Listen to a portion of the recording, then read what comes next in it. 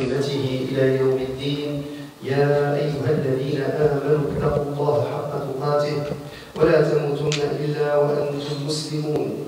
يا أيها الناس اتقوا ربكم الذي خلقكم من نفس واحدة وخلق منها زوجها وبث منهما رجالا كثيرا ونساء واتقوا الله الذي تساءلون به والأرحام إن الله كان عليكم رقيبا.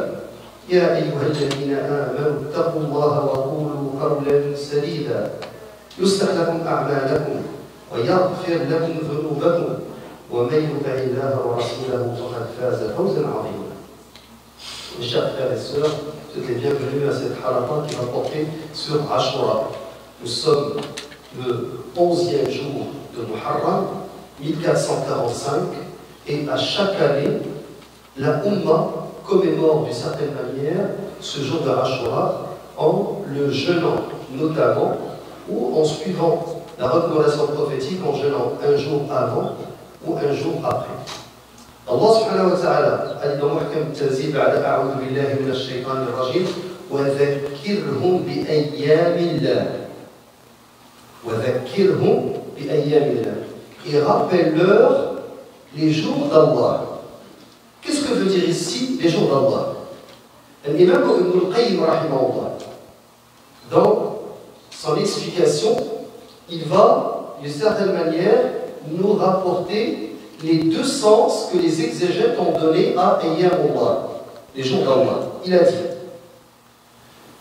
on a expliqué les jours d'Allah par ses bienfaits, bini'ameh, et par ses niqameh. Un niqam, c'est-à-dire les malédictions ou les vengeances.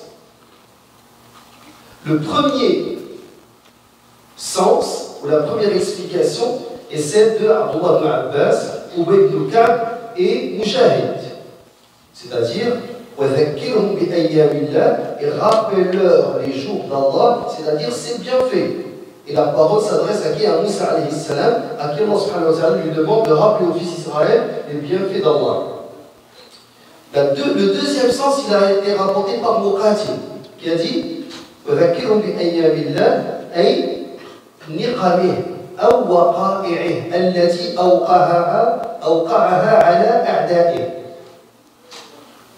Donc ici, l'avis, il a dit Ibn al-Qayyim rahimahullah, le plus juste est que Ayyamullah, وَذَكِّرْهُمْ بِأَيَّامِ اللَّهِ, les jours d'Allah englobent les deux sens.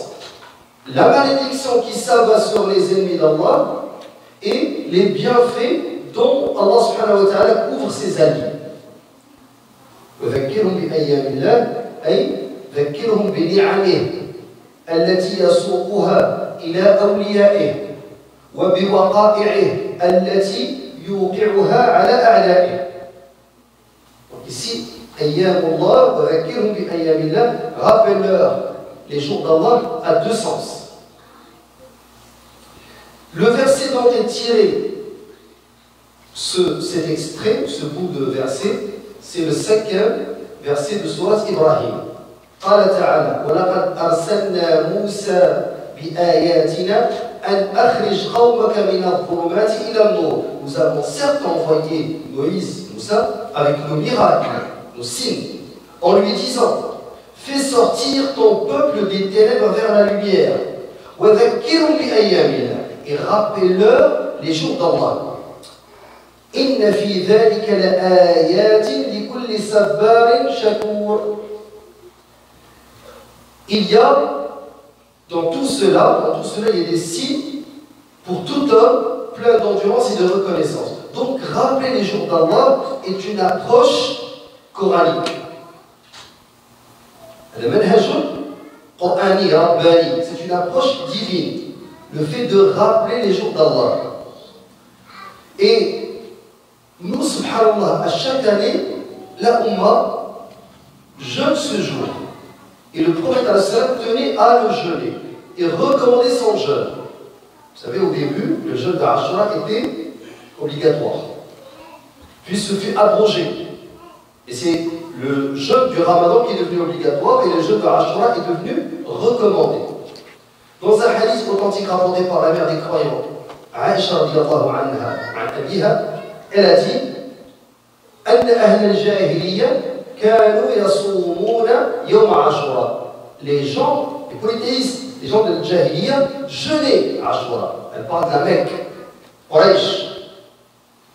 Donc ce hadith a été rapporté par le Bukhari et Muslim avec une légère variation. Je vous cite la version qui a été rapportée dans Sahih Muslim. وأن رسول الله صلى الله عليه وسلم صام. Donc le prophète le jeûnait. Parce que les gens de Jahiliya le jeûnaient. Pourquoi ils le jeûnaient? Parce que c'était les restes de la législation de Ibrahim alayhi salam et de Ismaïl. والمسلمون قبل أن يفترض رمضان. Et les musulmans avant que le ramadan soit obligatoire.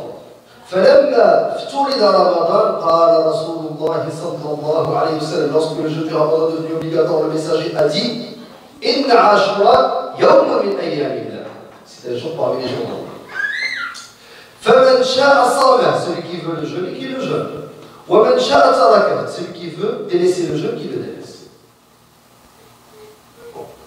On est passé par les étapes. Alors, c'est pour cela que la Ummah, qui vit une période des plus sombres, بعد أن تكالبت عليها الأمم, بعد أن تداعى عليها القصع الأكل كما تداعى أو تداعت عليها الأمم كما يتداعى الأكل إلى قصعته. Donc, c'est juste un extrait que j'ai retiré d'un hadith du prophète alayhi salatu wassalam, je l'ai pas cité textuellement. Mais ce que je veux dire, c'est que la Ummah vit une période très sombre. Et chaque année, subhanallah, Allah subhanahu wa ta'ala nous permet de commémorer ce jour parce qu'il y a des leçons importantes, surtout pour la Ummah aujourd'hui. Et vous connaissez l'état de la Ummah. Mais si vous avez des doutes, juste écrivez. La minorité la plus persécutée au monde, selon les Nations Unies, vous allez trouver les Rohingyas en Birmanie. Les plus persécutés, les apatrides. Persécutés par un génocide, les meurtres, et par les viols contre leurs femmes, les musulmans. Si vous avez des doutes, allez-y voir l'état des Ouïghours. Plus d'1 million incarcérés dans des goulags.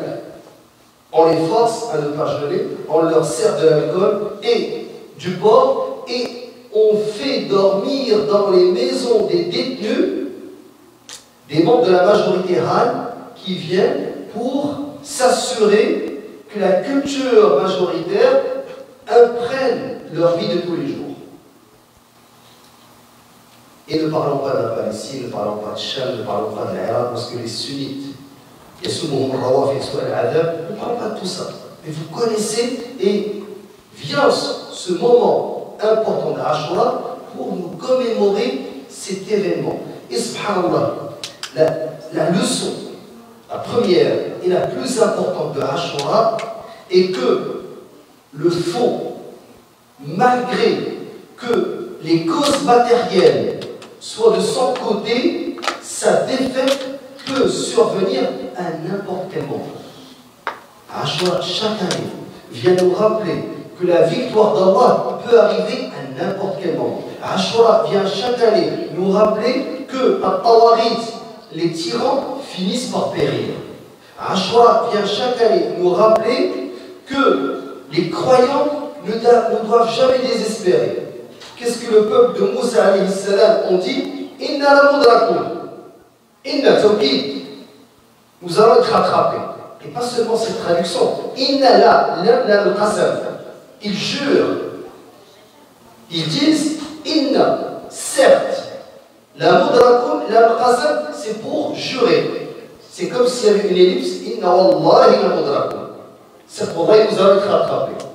Et la réponse de Moussa alayhi salam nous apprend. Inna ma'i rabbi sayyadi.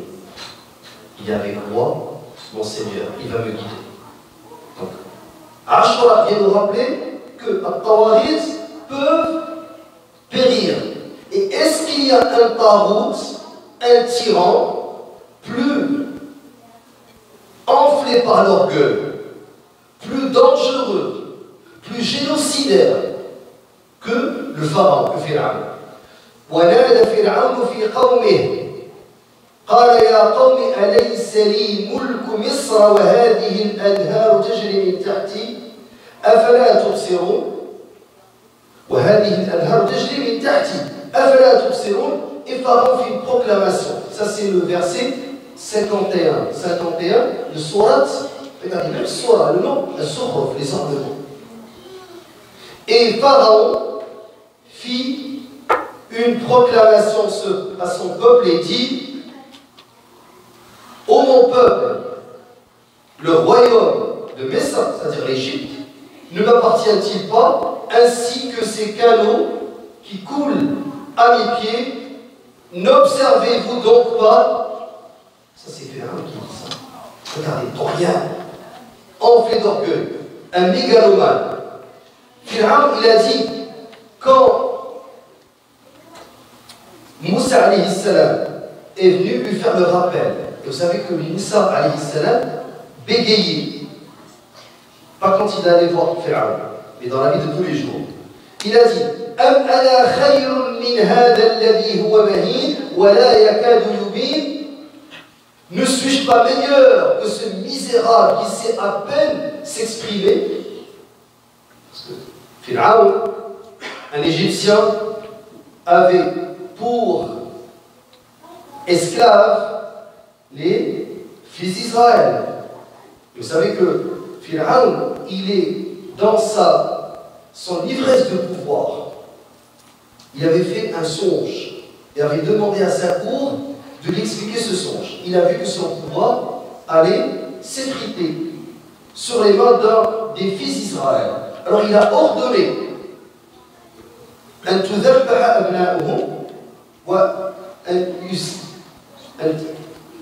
Pharaon, ce qu'il a demandé, c'est que leurs enfants soient tués.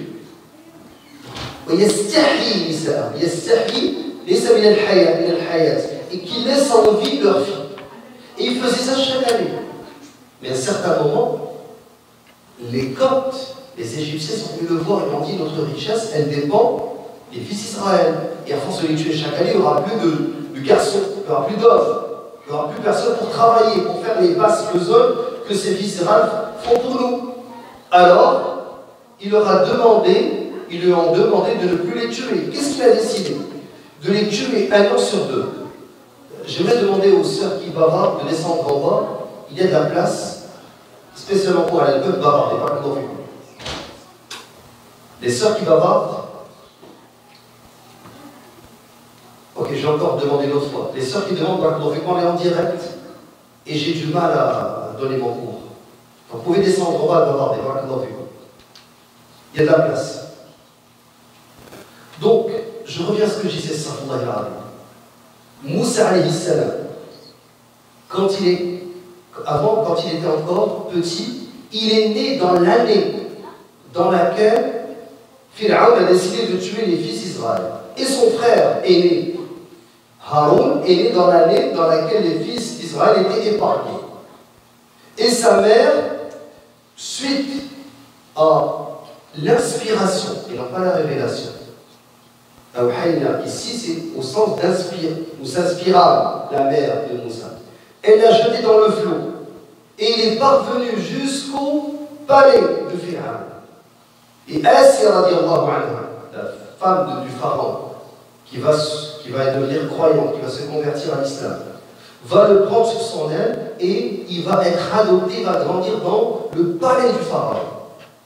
Et il refusa tous les saints, excepté de celui de sa mère, qui va venir jusqu'au palais du pharaon pour l'allaiter. Donc, ce Pharaon enflé d'orgueil a dit: et Pharaon dit: ô notable,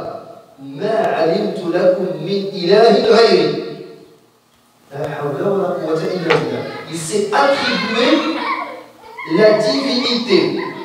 Il a dit: ô notable, je ne connais pas de divinité pour vous autre que moi. Idda al-uluhiyya. Et ça, certains vont dire: mais la divinité tawarite de cette époque, il légifère des lois. هذه من خصائص الألوهية التشريع الحاكمية. Mais Pharaon, il a dépassé même ce stade. Non seulement il leur a dit Ma alimtu lakum min ilahin ghayri, il a dit Faqala ana rabbukum al-a'la. La hawla wa la quwwata illa billah. Dans Surat An-Nazi'at, il dit c'est moi, votre Seigneur le Très-Haut. ليس الألوهية، الربوبية والعياذ بالله. وخصائص الربوبية الإحياء، الإماتة، الخلق، التدبير، الرزق. Parmi les caractéristiques de la divinité, de la Seigneurie, excusez-moi, الربوبية, c'est le fait de créer, de donner la vie, de donner la mort, de donner la subsistance, de gérer l'univers. Il s'est enflé. قال تعالى. Donc, il a dit, subhanahu wa ta'ala, وَاسْتَكْبَرَ هُوَ وَجُنُودُهُ فِي الْأَرْضِ بِغَيْرِ الْحَقِّ. Et il s'enfla d'orgueil sur terre ainsi que ses soldats, sans aucun droit. Et regardez, il y a toujours les soldats. Certaines personnes vont dire, non, les tyrans, c'est seulement la tête. C'est faux. Il n'y a pas de tyran, il n'y a pas de Tarout sans toute une administration pyramidale. Il n'y a pas de Tarout sans soldats, sans armée. L'imam Ahmed était en prison. Et le gars, le geôlier qui le surveillait, il lui a dit Ô imam, est-ce que je fais partie de Ansar al-Dhalama, parmi les suppôts des injustes? L'imam Ahmed a dit non. Ansar al-Dhalama, ceux qui appuient les injustes, celui qui va coudre les uniformes de l'armée. Yadhir al-ta'am, celui qui va cuisiner la nourriture. Anta min al-dhalam. Il a dit, toi tu fais partie des injustes. Tu n'es pas parmi ceux qui les aident. Parce que s'il n'y a pas le geôlier, il ne sera pas emprisonné. S'il n'y a pas l'armée, le tyran Tarout n'aura pas le pouvoir. Donc c'est toute l'armée. Allah subhanahu wa ta'ala dit وَاسْتَكْبَرَ هُوَ وَجُنُودُهُ فِي الْأَرْضِ بِغَيْرِ الْحَقِّ وَظَنُّوا أَنَّهُمْ إِلَيْنَا لَا يُرْجَعُونَ. Et il s'enfla d'orgueil sur terre, ainsi que ses soldats sans aucun droit, et ils pensèrent qu'ils ne seraient jamais ramenés vers nous. Donc nous le saisissons. Donc, et les jeta dans le flot, le flot, c'est-à-dire sous l'eau, ils vont se noyer. Regardons ce qui est advenu des injustes. Il faudrait regarder et réfléchir. Et ça, c'est la grande leçon. Maintenant, vous allez me dire que finalement, Allah subhanahu wa ta'ala a fait un exemple pour les derniers. Allah subhanahu wa ta'ala dit dans Surah Yunus, verset 92, فَالْيَوْمَ نُنَجِّيكَ. Nous allons aujourd'hui t'épargner. Épargner ton corps. Nunajjika, regardez, bibadanik. Nous allons aujourd'hui épargner ton corps. Et ça, il va mourir. Mais Allah va épargner son corps. Litakuna liman khalfaka aya. Chaque année, Ashura vient et les gens, subhanallah, oublient que le plus grand tyran, Allah lui a dit, subhanallah, nous allons aujourd'hui épargner ton corps afin que tu deviennes un signe à tes successeurs. Il va y avoir les successeurs de Pharaon. Et Allah subhanahu wa ta'ala a laissé son corps dans les musées. Et qu'il y a un tableau pour qu'ils réfléchissent. وَإِنَّ كَثِيرًا مِنَ النَّاسِ عَنْ آيَاتِنَا لَغَافِلُونَ. Et Allah dit cependant, beaucoup de gens ne prêtent aucune attention à nos signes, les signes d'avertissement. Donc, de la même manière que Allah subhanahu wa ta'ala a anéanti Pharaon, il peut, subhanahu wa ta'ala, anéantir les mini-pharaons de notre époque. Ça, c'est la grande leçon de Ashura. Et le prophète, alayhi salatu wassalam, nous allez dans un hadith apporté par As-Sahabi Jalil, Tamim al-Dari. Tamim al-Dari était au début Nasrani, un chrétien, puis s'est converti à l'islam. Regardez ce qu'il a dit. Il a rapporté ce hadith du prophète, alayhi salatu wassalam. Le message a dit La yablughanna hadha al-amr ma balagha al-layl wa al-nahar. L'islam va se propager. Al-layl wa al-nahar, Ahl-Ilm, ils ont dit d'est vers l'ouest. Et non pas du nord vers le sud, subhanallah. Donc l'islam va se propager. et Allah, cette affaire atteindra certainement ce qui est atteint par la nuit et le jour, et Allah ne laissera pas de logement, ni de briques, c'est-à-dire dans les cités, tout ce qui est urbain, ni de fourrure, tout ce qui est rural, sans qu'il y fasse pénétrer cette religion avec puissance et fierté, ou humiliation profonde. Donc, إلا أدخله الله هذا الدين بعز عزيز أو بذل ذليل. Une puissance par laquelle Allah élève l'islam et une humiliation par laquelle Allah bénit la mécréance. Tamim Dari a dit, j'ai constaté ceci au sein de ma propre famille. En effet, le bien, la noblesse et la gloire ont touché les membres de ma famille qui ont embrassé l'islam. Par contre, l'humiliation, le rabaissement et le jizya, l'impôt de capitation, ont touché ceux qui restèrent mécréants. Grande leçon de Ashura, chaque année, il faut se rappeler, le faux peut à n'importe quel moment être battu. Le vrai peut à n'importe quel moment vaincre. Et qu'il ne faut jamais désespérer. Deuxième leçon. Et cette leçon est importante parce que le prophète, alayhi salatu wassalam, quand il a jeûné le jour de Ashura, il a su que les fils d'Israël le jeûnaient, car Moussa alayhi salam l'a jeûné par gratitude, par reconnaissance. Ce qui veut dire que chaque fois qu'Allah subhanahu wa ta'ala te donne un bienfait, il faudrait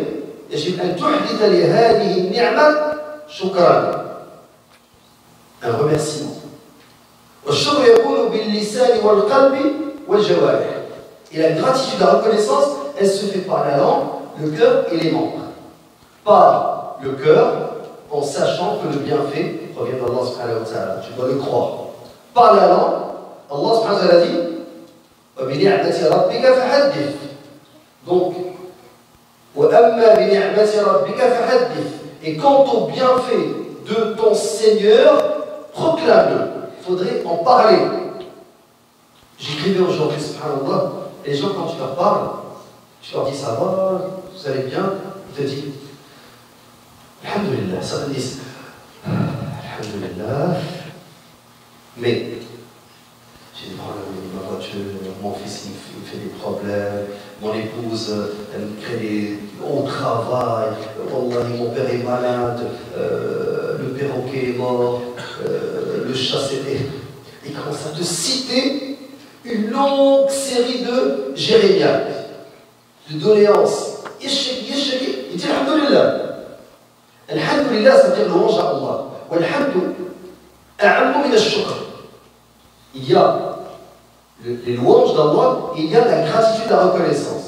Les louanges d'Allah, tu le louanges pour tous les bienfaits dont tu ne peux même pas les cerner. Tu ne peux pas les dénombrer. Si tu commences à dénombrer les bienfaits d'Allah, tu ne peux pas les cerner. Ils sont innombrables. C'est pour ça que je dis Alhamdulillah. Voilà que la gratitude, le remerciement, c'est par rapport à un bienfait dont tu es conscient. Mais malheureusement, Allah subhanahu wa ta'ala dit dans son livre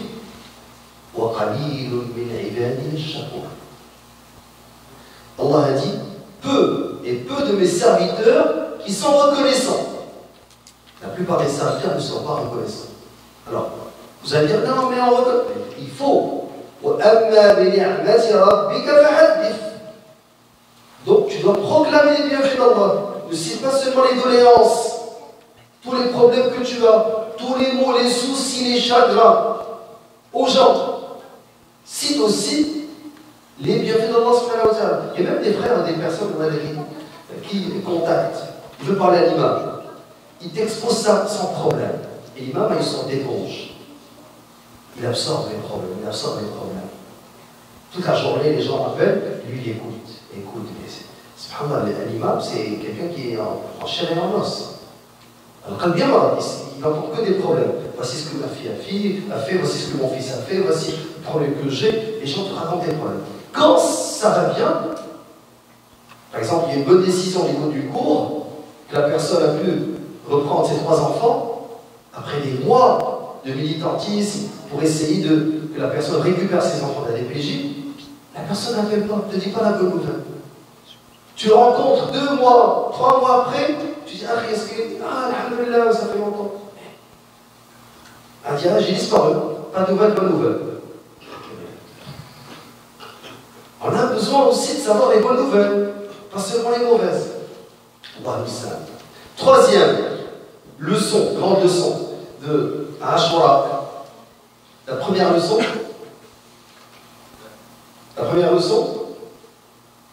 vous pouvez l'écrire, première leçon. Le vrai finit par la fin des tirs est imminente. Elle peut survenir à n'importe quel moment.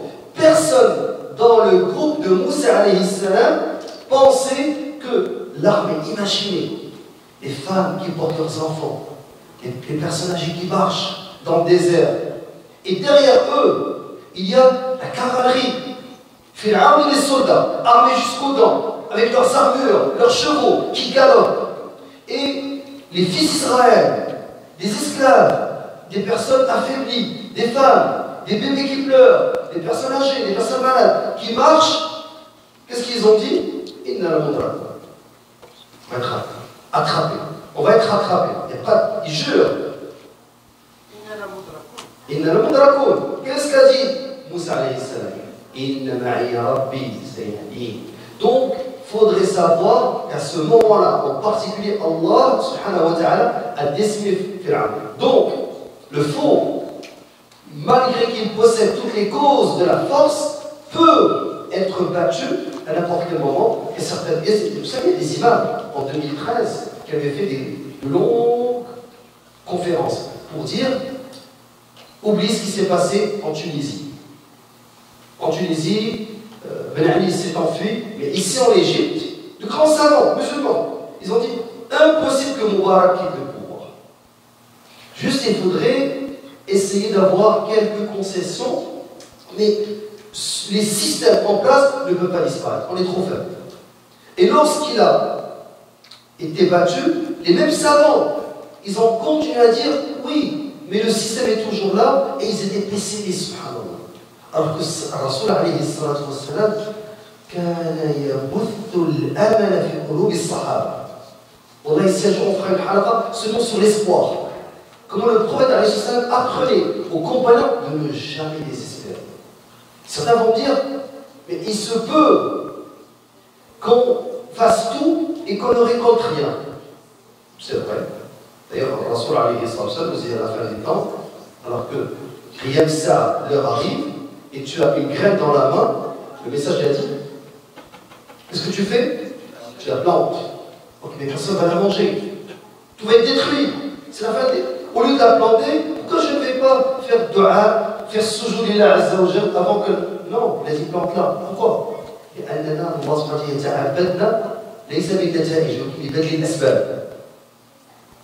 Donc nous, tout ce qu'on a à faire, c'est faire les courses. Et si Allah veut qu'on ait la victoire, il va nous l'accorder. Si on la mérite.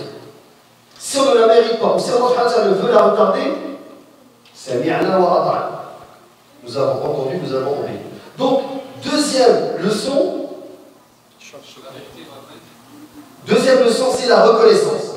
Chaque fois qu'il y a un bienfait dans Allah, il faudrait avoir le remerciement. Troisième leçon. Certaines personnes vont dire, mais là on n'a pas compris.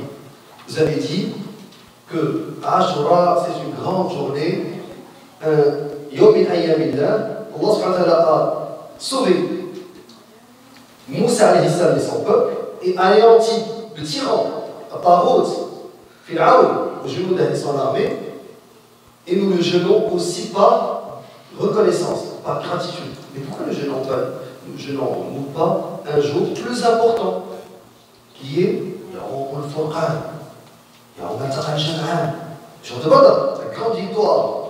Rasoul s'est fait dire par Jibril que les meilleurs anges sont ceux qui ont participé à Ghazwat Badr. Pourquoi ne pas jeûner Yawm Fath Makkah, la libération de la Mecque? Pourquoi jeûner Yawm Ashura? Parce que al-ibada tawqifiyya. Les actes d'adoration reposent sur des preuves, soit du Coran, soit de la Sunna. Nous n'avons pas décidé quand jeûner. Le prophète a jeûné ce jour, donc sa umma doit le suivre. Allah subhanahu wa ta'ala dit لَقَدْ كَانَ لَكُمْ فِي رَسُولِ اللَّهِ أُسْوَةٌ حَسَنَةٌ لِمَنْ كَانَ يَرْجُو اللَّهَ وَالْيَوْمَ الْآخِرَ. Donc vous avez là un bon modèle dans le prophète alayhi salam pour ceux qui espèrent Allah et le jour du dernier. Et il y a un hadith très important dans lequel la mère des croyants a rapporté que le prophète alayhi salam a dit Man ahdatha fi amrina ma laysa minhu. Et dans une autre version, c'est celle de Bukhari et Muslim, ma laysa fihi fahuwa radd. Celui qui introduit dans notre religion, dans notre affaire, dans notre religion, ce qui n'en fait pas partie sera rejeté. Donc tu ne peux pas décider d'un acte d'adoration. Quatrième leçon, et c'est une leçon très importante. Al-Rasul alayhi salatu wassalam, lorsqu'il a entendu que les Juifs jeûnaient ce jour par reconnaissance, car Moussa alayhi salam l'a jeûné par reconnaissance, il a dit Nahnu ahaqqu bi Moussa minkum. Nous sommes plus en droit de nous revendiquer de Moussa que vous. Quelle est la quatrième leçon? Asiratul aqida awthaq min asirat al-qarab. Les liens de la croyance, du tawhid, du dogme, de la religion, de la foi sont plus forts que les liens du sang. Les fils d'Israël n'ont en commun avec Moussa que la filiation, alayhi salam. Il vient tous de Ishaq, non pas de Ismaïl. Al-Arab, les musulmans, suivent le prophète alayhi salam qui vient de la branche de Ismaïl alayhi salam. Cependant, nous sommes plus en droit de nous revendiquer de Moussa alayhi salam que les fils d'Israël. Pourquoi? Parce que les liens du tawhid sont plus forts que les liens de parenté. Le musulman ne peut pas hériter d'un mécréant. Et un mécréant ne peut pas hériter d'un musulman. Est-ce que c'est clair? Même si c'est son frère de sang. Allah Azza wa Jalla dit Inna awla an-nasi bi Ibrahim alladhina ittaba'uhu. Certes, les hommes les plus dignes de se réclamer d'Abraham sont ceux qui l'ont suivi. وَهَذَا النَّبِيُّ وَالَّذِينَ آمَنُوا وَاللَّهُ وَلِيُّ الْمُؤْمِنِينَ. Ainsi que ce prophète-ci et ceux qui ont la foi, et Allah est les croyants. Alors, Rasul dans un hadith authentique, il a dit أَنَا أَوْلَى النَّاسِ بِعِيسَى بْنِ مَرْيَمَ فِي الدُّنْيَا وَالْآخِرَةِ. Je suis le plus proche de Jésus, fils de Marie, aussi bien dans ce monde que dans l'autre. لَيْسَ بَيْنِي وَبَيْنَهُ نَبِيٌّ. Il n'y a pas entre lui et moi de prophète. Ensuite, il a dit وَالْأَنْبِيَاءُ أَوْلَادُ عَلَّاتٍ. Donc les prophètes sont des frères aux mères différentes. أُمَّاتُهُمْ شَتَّى وَدِينُهُمْ وَاحِدٌ. Leurs mères sont différentes, mais leur religion est unique. Et rappelez-vous, ce moment crucial de l'histoire de l'humanité, lorsqu'il y a eu le déluge. Et nous, alayhi salam, وَنَادَى نُوحٌ رَبَّهُ فَقَالَ رَبِّ إِنَّ ابْنِي مِنْ أَهْلِي وَإِنَّ وَعْدَكَ الْحَقُّ وَأَنْتَ أَحْكَمُ الْحَاكِمِينَ. Et Noé invoqua son Seigneur et dit ô mon Seigneur, certes mon fils est de ma famille. Et ta promesse est vérité. Tu es le plus juste des juges. قَالَ يَا نُوحُ إِنَّهُ لَيْسَ مِنْ أَهْلِكَ. C'est son fils. Il dit ô Noé, il n'est pas de ta famille. Pourquoi? إِنَّهُ عَمَلٌ غَيْرُ صَالِحٍ. Et dans une autre qira'a, إِنَّهُ عَمِلَ غَيْرَ صَالِحٍ. Donc, il n'est pas de ta famille car il a commis un acte infâme ou il est un acte infâme. فَلَا تَسْأَلْنِ مَا لَيْسَ لَكَ بِهِ عِلْمٌ إِنِّي أَعِظُكَ أَن تَكُونَ مِنَ الْجَاهِلِينَ. Ne me demande pas ce dont tu n'as aucune connaissance, je t'exhorte afin que tu ne sois pas du nombre des ignorants. Donc, C'est pas parce que c'est ton fils, s'il est mécréant, il n'est plus considéré comme proche de toi. Alors que quelqu'un qui vient de l'autre bout de la terre et qui est différent au niveau de la couleur de la peau, au niveau de la culture, au niveau de la langue, tu dis salam alaikum wa rahmatullah, salam alaikum. Il vient du Kenya, de la Somalie, c'est ton frère. Il vient de l'Indonésie, du Bangladesh, de l'Afghanistan, c'est ton frère. Automatiquement. Alors que ton propre cousin, ton propre frère, s'il est un ennemi d'Allah, il y a, subhanallah, les liens de parenté, tu essaies de ne pas les couper pour essayer de l'attirer vers le bien, parce que tu lui veux du bien, tu ne veux pas l'enfoncer dans l'enfer. Même s'il est mécréant, ils ont dit, si tu as un oncle mécréant, tasiluhu, kayf, qalu bil mal. Si tu as un oncle, exemple, qui déteste Allah et son messager, mais tu veux l'attirer vers la religion, tu veux l'attirer pour son bien, pas pour ton bien à toi. Parce que tu veux que tout le monde aille au paradis. Donc ils ont dit, tu entretiens les liens de parenté avec lui, ne serait-ce qu'en lui envoyant des cadeaux. Donc ça c'est le quatrième point. Premier point, le faux peut disparaître à n'importe quel moment. Et bien entendu, le vrai peut l'emporter à n'importe quel moment, il ne faut pas désespérer. Deuxième, la reconnaissance. Chaque fois que tu as un bienfait, dis alhamdulillah, ou shukrulillah. Ne sens pas que les Jérémiens, le frère, il est marié et il dit subhanallah, je suis malheureux, alors qu'il y a des frères dans nos pays d'origine qui ont atteint 40 ans et qui rêvent de se marier. La sœur, elle a 3-4 enfants et elle est toujours insatisfaite. Alors qu'il y a des sœurs qui ont envoyé chaque ramadan une enveloppe pour dire je vais atteindre la quarantaine, je n'ai pas encore d'enfants. Les gens sont ingrats. Troisième leçon, tu ne peux pas commencer à jeûner un autre jour. Allah subhanahu wa ta'ala nous a demandé via son messager de jeûner ce jour-là. On se limite à ce qu'a dit le prophète alayhi salam. Quatrième leçon, les liens de la croyance sont plus forts que les liens du sang. Cinquième leçon et dernière leçon. Et c'est une leçon très importante. Le prophète alayhi salam a dit, et je rapporte le hadith raconté par Abdullah ibn Abbas radiallahu anhu, حين صام رسول الله يوم عاشوراء وأمر بصيامه قالوا, lorsqu'il a jeûné le jour d'Ashura, il a ordonné qu'on le jeûne. Ils ont dit, Ya Rasulallah, innahu yawmun tu'azzimuhu al-yahud wal-nasara.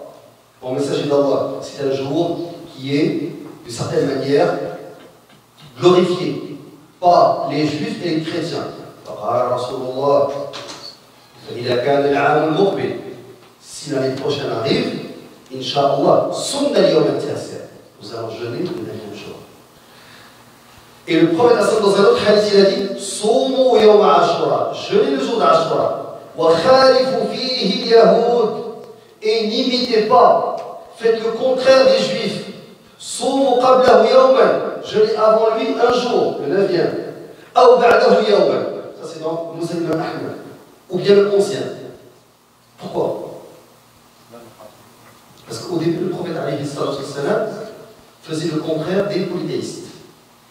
Et il essaie même dans sa coupe de cheveux. Alors, il faisait des tresses, comme a été rappelé par Ibn Abbas, et il ne faisait pas la même coupe de cheveux que les polythéistes. Mais plus tard, Rasul alayhi salam, pour que la religion, la législation, parce que l'islam, c'est la religion de tous les prophètes, sans exception. Depuis Adam alayhi salam, premier prophète de l'humanité, au premier message de l'humanité jusqu'au dernier, prophète et messager de prophète alayhi salam. Mais à un certain moment, pour démarquer la législation des musulmans, des législations qui ont été falsifiées, le prophète alayhi salam a commencé à se démarquer. Même, pas seulement au niveau législatif. Exemple, le prophète disait Sallu fi ni'alikum, priez dans vos chaussures. Parce que les juifs ne prient pas dans leurs chaussures. Ils doivent enlever leurs chaussures pour prier. Alors il disait priez dans vos chaussures. Et la sunna, c'est prier avec les chaussures. Et ça, s'il n'y a pas de tapis dans les mosquées. Donc, akhiru as-suhour. Donc, suhour, le dernier repas pendant le ramadan, vous le vous devez retarder jusqu'à ce que l'aube soit proche. Et agilez et faites en sorte que l'iftar soit le plus rapidement possible, juste après le coucher du soleil. Donc il y a beaucoup d'éléments dans lesquels le prophète s'est démarqué de Ahl-Kitab. Et dans ce point-là, il est important parce que les musulmans ne doivent pas oublier qu'ils doivent être différents. Certains vont dire, ah mais Cheikh l'Islam d'Otsémie, elle a dit, si tu es dans Al-Kufr, il faut t'habiller de la même manière que les gens, les mécréants. Il ne faudrait pas se démarquer. Attention, Cheikh l'Islam d'Otsémie, il part du musulman, il s'en va faire du commerce dans Dar al-Harb, et que si il se démarque, il peut être tué, volé ou attaqué. Mais ulama al-Maliki, les savants malikites, quand les musulmans habitaient en Andalousie, ils tenaient à ce qu'ils se démarquent plus que ceux qui habitent dans les pays à majoritairement musulmans. Pourquoi? Parce que si tu ne te démarques pas, tu vas être assimilé. Donc, et c'est. Moi, je ne vous dis pas d'aller au travail avec un pramis. Ce que je vous dis, quand tu viens à la mosquée, ton fils, toi, essayez d'une certaine manière, de vous démarquer dans ce que vous faites. Il n'y a pas de mal, au contraire. C'est une manière de préserver ton identité islamique et de ne pas la gommer. Donc, on va arrêter à ce niveau et je vais laisser les échanges. Inch'Allah, si vous avez des remarques, critiques, commentaires sur ce qui a été présenté. Sur